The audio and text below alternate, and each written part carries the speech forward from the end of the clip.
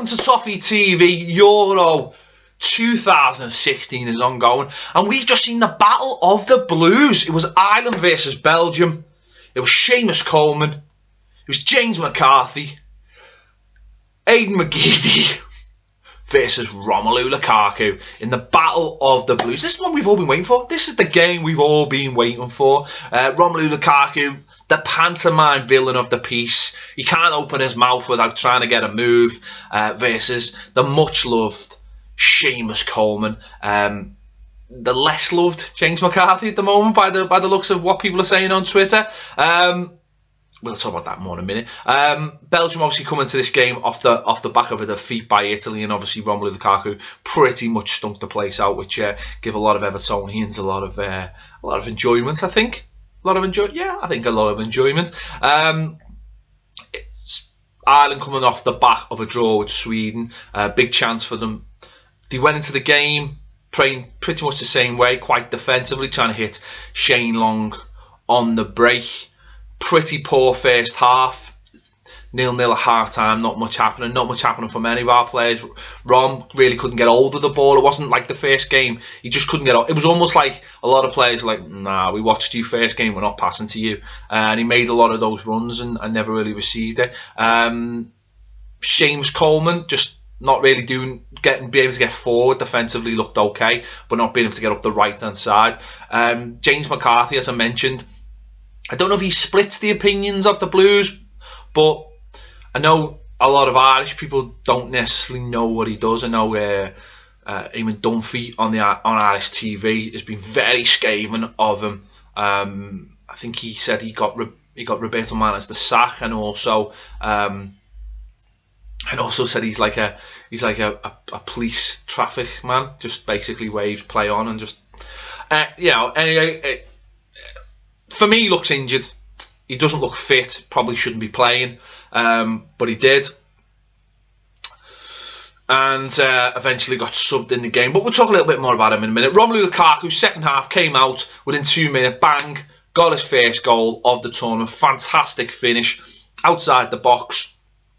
Curled it in. I think it was James McCarthy who was actually challenging with him, and he just knocked him off. Curled it in beautifully into the far corner, and that was 1-0. Effectively, that was the game, wasn't it? Because Ireland was showing absolutely nothing in this game whatsoever. The lack of ambition is what basically seen them get beat. At the end of the day, they showed absolutely nothing. When you watch other sides, when you watch Wales in their first game, when you watch Northern Ireland the other night, I'm trying to talk about comparable British teams here.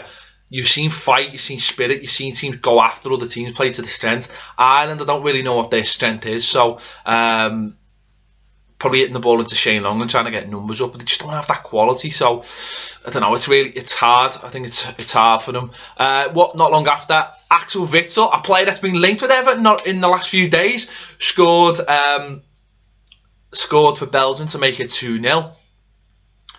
He had a really good game. I think he completed something like 68 passes and only give 4 away all game. So he looked like a good player. We'll wait and see if anything gets followed up on that. And it was Rom who put the cherry on top, making it 3-0. Pretty simple finish. Eden Hazard unselfishly played him in, finished it nicely to make it 3. Probably silenced some of his critics, and sort of got the debate going on Evertonians again.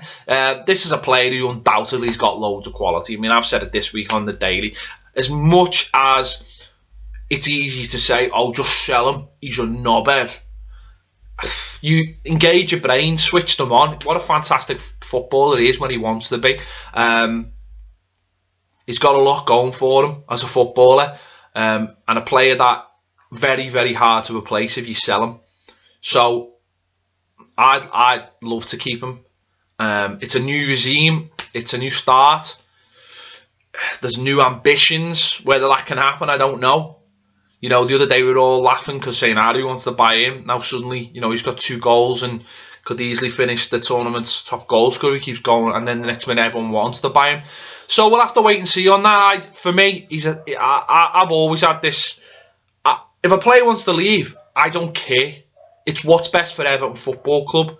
So if we can keep hold of him, if we can get him to sign a new contract, if we can show him the ambitions of the club and where we want to go, then that's what we need to do. Forget, look at John Stones last summer. Okay, some people will say that affected his form. I would say the manager affected his form by basically forgetting that defenders defend. So we'll wait and see on that, but I would rather have Romelu Lukaku and forget about what people say. Talk is cheap. Footballers are like anyone else in life. We all aspire to do better things. And win trophies, whatever they are, whatever your trophies are in life, whatever your goals are. I'm going to be a life coach. You know what I mean? So for me, he's still a great player. He still scored 25 goals last season. And we'll wait and see. I'm not one of those people who's going to go, but he is being very clever what he's doing. He's putting himself in a position, and it's an old trick. We've seen it before with players where fans don't care. They really don't care anymore. So it's easier to sell them. But for me, I think Ronald Koeman said it perfectly yesterday. He's just a good player, and we want to keep our best players, and that's the top and bottom of it.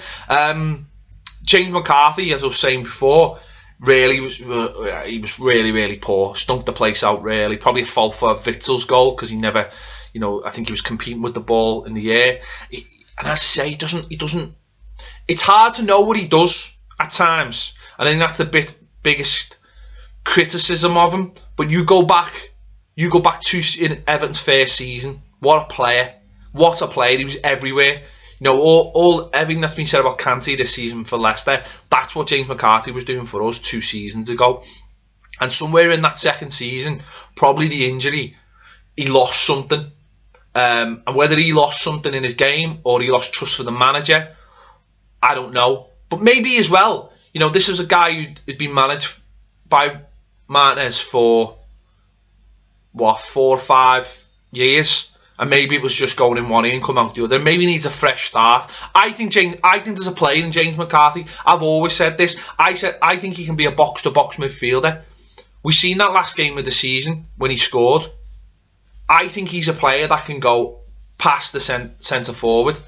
But it's about releasing him. And it's about him believing in it as well. If that player's not there, then fair enough. But I think there is a player in there, and maybe a new fresh voice, a new manager, different eyes, looking at him can see that there's something there. If there isn't, there isn't. But I just remember in his first season thinking, what a player. And I remember when he got injured, and I remember at Wolfsburg when he clearly wasn't fit, but Martinez played him anyway, and that caused a lot of fallout in the club. If you remember back with fitness staff and stuff. So whether McCarthy lost a little bit of faith in Martinez at the same time, well, I don't know, but I think there's a player there. As I said before, Coleman wasn't really his game today. He couldn't get forward. He just couldn't get forward because Ireland didn't want to get forward, and their lack of ambition, is the reason why they got beat so badly for me at the end of the day. And they've got a lot to do now to qualify, but they can still qualify. They can qualify. Belgium can, qualify. So it's looking good from that point of view. This group's still wide open. But Romelu Lukaku, I mean, tell us what you think in the comments. Are you happy he's scoring goals because now we'll get the money for him? And when you hear the likes of people say Troy Deeney's worth 20 million, then what is Rom actually worth? You know what I mean? What is Rom actually worth? So tell us what you think in the comments. Is this a player that we should try and do everything to keep hold of? Double his wages, whatever. Is this a player that we should be building, that team round? Or is it a player that you'd happily see leave? And if he does leave, who do we replace him with? Because that's the $1 million question. Because you can get all players who work hard all day long, but can they put the ball in there like that, lads? Like we've seen him put it in when he's on it, when he's absolutely on it. Tell us what you think in the comments. Is if from a Euros point, is this it for Ireland now? Are they going to go out? James McCarthy, give us your feelings on James McCarthy as well. What should he be?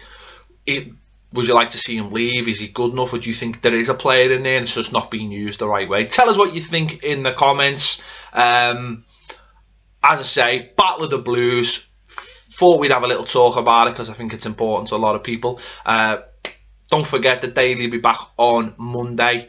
And this is the first time we've been able to talk about something positive about Everton players in the Euros as well. So that's another reason to do it, isn't it?